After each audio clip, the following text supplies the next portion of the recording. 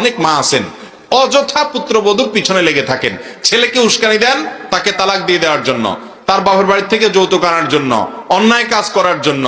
আবার অনেক সময় জাদুটোনা করে তাবিজ কবজ করে ছেলেকে আপোষ করতে গিয়ে, হান করতে গিয়ে, তান করতে গিয়া ওই পুত্রবধূর উপরে জুলুম করেন। আছেন না নাই?